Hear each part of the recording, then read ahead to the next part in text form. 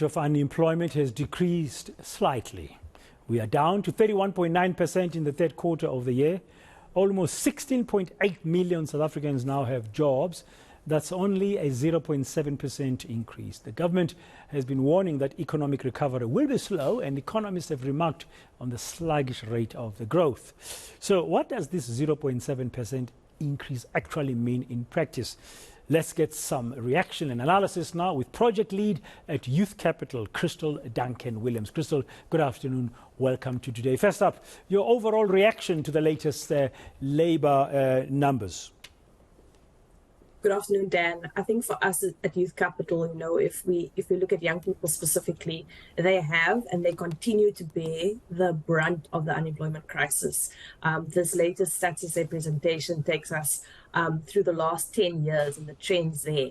And if you compare those aged 15 to 34 with their counterparts aged 35 to 64, we see that consistently over the last decade, the youth unemployment rate has been 20% higher than that of the older labor force. And so, any sort of slight increase is really something we need to look at cautiously, because it is our experience with analyzing the data that even when jobs are created, the number of jobs created are actually so small in relation to the unemployment numbers that young people are last in the queue. So they do not benefit from those jobs that are created, even when we celebrate these small wins. Yeah, very small. 8.9 million young people between the ages of 15 and 34, as you're referring to there, remain unemployed in our country, according to the late stats. And 9.1 million young people are the so-called NEET, not in education, employment, or training. It's really a huge number. You take those two numbers together, you are sitting at 18 million young people with nothing. Yeah, and I think what we really need to think about there is that of the young people that are unemployed, 8 in 10 of them have never had work.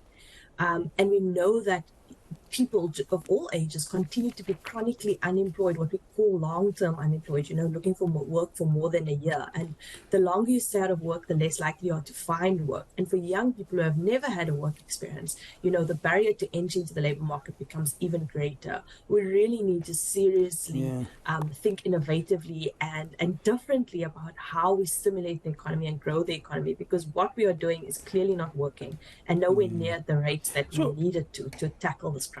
Even the fact that we've surpassed pre-COVID levels with these numbers? Yeah, so I think, we're celebrating, we passed the pre-COVID levels, but if you actually delve into the absorption rate, so number of people that are absorbed into the labor market over the number of people in the labor force, the absorption rate is not at pre-COVID levels. And so, if I can just ask you to imagine a swimming pool, and the swimming pool is the entire labor force. You're adding lots of young people to the pool, and then a few of them are getting out of the pool on the other side to find a job, but, the majority are staying in unemployment. So the actual size of the labor force since COVID started has increased. We know from the latest census data that we have a huge youth population, even bigger than we were predicting before we did the census. And so that is really the group we need to be focusing in on. Pre-COVID, it was terrible. And so to celebrate that win is also something we should do, cautiously and a little bit pessimistically. But we really need to focus on, a basket of solutions for young people, looking at the entire journey, not, once-off programs that have a little bit of impact and then, young people are back into obscurity when they end. Yeah, so the job numbers, the pre-COVID level job numbers should not be our standard, because things were bad anyway by the time we got hit by COVID when it comes to youth unemployment. Kristal, can I ask you this? Are we focusing? There's so many efforts. You've got the Youth Employment Service campaign that the president launched, and we have. I interviewed Ravi Naidu the other day. He is the CEO of Yes. You've got so many others. You've got your Harambis of this world. You've got so many initiatives. Are we focusing on the wrong things? I just want to get a general sense from you at Youth Capital. Is the country focusing on wrong efforts? Because the world of work has changed because of digitalization, because of technology, and we have these big skills gaps that we are told about all the time. Should we shift our focus to something else? So people, it's not about getting jobs, but it's about enabling them to earn an income and maybe themselves creating opportunities for others to earn an income. What do you think? Yeah, so at Youth Capital we've got the action plan, which looks at 10 points, and within each of those 10 points, there are really multiple layers to the point. And the reason it's so complicated, there's no one silver bullet. Some young people might be great being entrepreneurs or creating work for themselves. Other young people just they don't want to do that. They want to work for an employer.